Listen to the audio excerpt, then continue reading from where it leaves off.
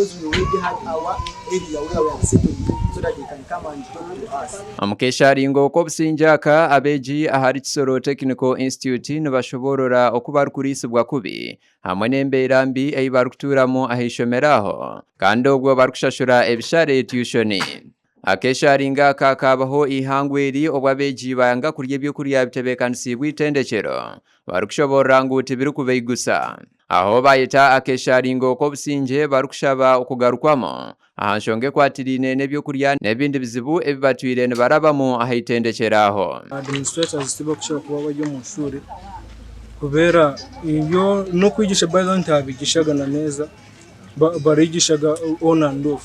Just twavuze imere like in 2 weeks in ya gatatu ngimere ntiryoshe baterera principal ngo nenda kuza turarinda tuguza icenda agiye ku turamutera ngo ndikurya ngo nenda kuza tugiye kurina agiye kuza n'abasirikare. Ndi kibazo cyo dufite uvanyeho ibyo byo bamaze kuvuga twe nk'ishuri rya Kisoro Technical dufite furnitures nke intebe tazo kwicaraho in time of exams turabonaga cyane ta materials zo gukoresha mu practical lessons zihagije zo dufite. Amwebembezi wabeja ba Guild President Gilbert Iramaso yashobora ebizibu ebibarukuraba mu nko kurya kubi oburaro obutine bitanda birungi hamwe na za kabuyonjo ezitari mu mbeera nungi ebizibu ebitwire bitakagonjwirwe no bukirabengu batwire ne bahandikira principal hamwe na deputy principal beitendekereri.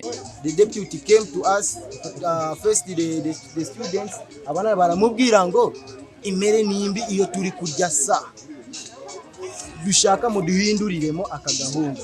Then principal akoriki aterera deputy principal aterera principal mukuru we.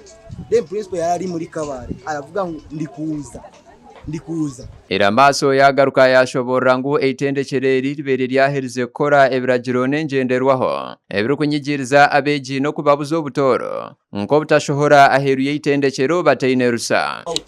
And to be sincere with you, if these students you don't let them go to do what they want freely. No rules and regulations. The rules are supposed to be there, but if you say that they should request for, we used to request for permission just in secondary level. Ogo yashabangu obwebembezi bw'itendekereri bashemerire kutekaho urukiko hagati y'abazeire n'abashomesa orwa PTA. Dero abazeire babase kushobororerwa embeera eri ahitendekereri yonka abantu abarukushashura fizi.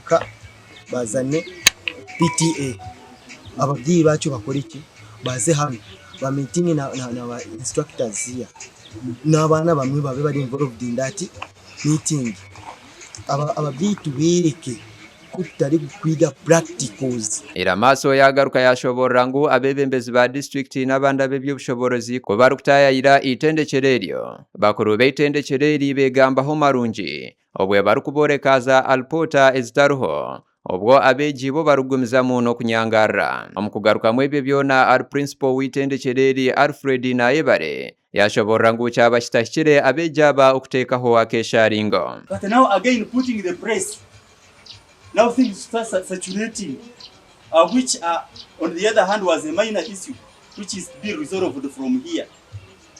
I condemn it also. It is not okay. Bwanyuma abanyamakuru bazibirwa kutaho munda omwishomero okwata ebishani hamwe na n'obutambi oburukoreka embeera mbi eyebyombeko birimo hamwe na n'ebyokurya ebyazirwa beji ekyaleetaho okutambikira n'ebigambo hagati y'abanyamakuru n'abakuru beitendekereri. Gashakwa Adonia atuheire ahabwata ya West.